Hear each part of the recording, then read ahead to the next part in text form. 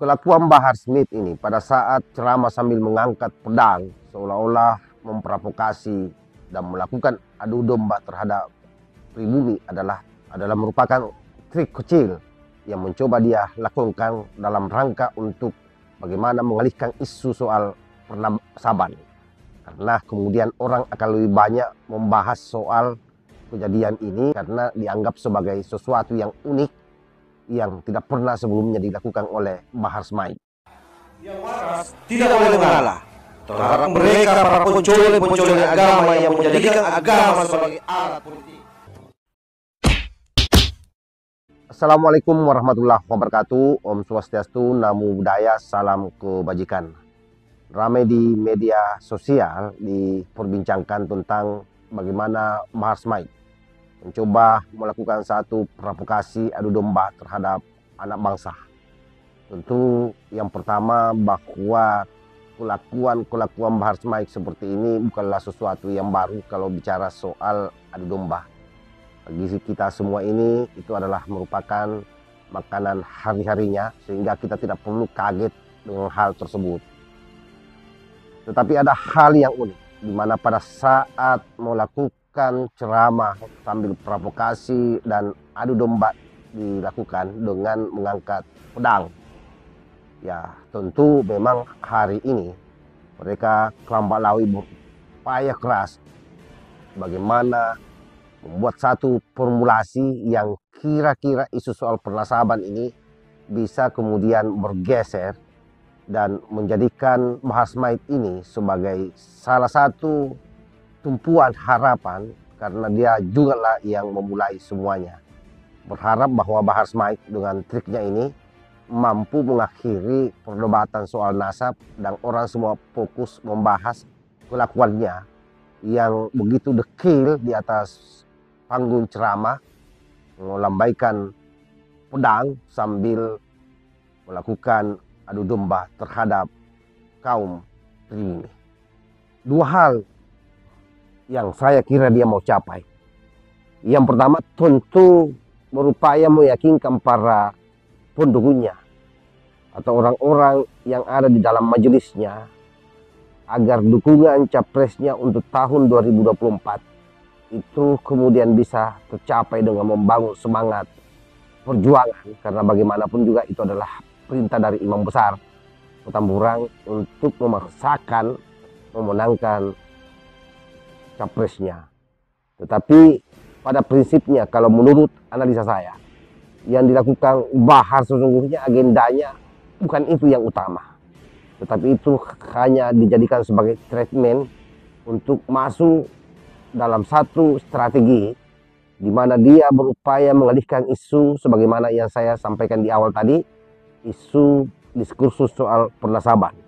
Karena sampai hari ini sejak Kiai Imaduddin Usman Al-Bantani mengeluarkan hasil penelitiannya terkait soal nasab mereka yang terputus kurang lebih 551 tahun dan tidak beraninya mereka melakukan tes DNA, maka jalan satu-satunya adalah berupaya keras membuat satu strategi bagaimana supaya isu soal nasab ini beralih. Dan momentumnya adalah isu Pilpres. Dalam isu Pilpres ini tentu dia akan melakukan hal-hal yang kira-kira membuat para netizen NKRI, para YouTuber NKRI, orang-orang yang selama ini bermain di media sosial yang pasang badan terhadap Negara Kesatuan Republik Indonesia, itu bisa terpancing kemudian membahas soal bagaimana kosongan Bahar Smith ini di dalam mengangkat senjata. Tapi hal tersebut gagal lagi. Kenapa gagal? Karena dari awal kita semua sadari betul bahwa hari ini mereka lagi berjuang keras untuk mencari informasi bagaimana bisa keluar dari diskursus soal nasab ini. Bahar harusnya tahu bahwa jauh sebelum ada yang namanya imigran Yaman datang di negeri tercinta ini, di Nusantara ini, sudah banyak para pahlawan-pahlawan kita yang gagah berani mengangkat yang namanya senjata tajam untuk melawan yang namanya penjajah Belanda. Sebutlah misalnya Kapiten Patimura yang ada di Maluku.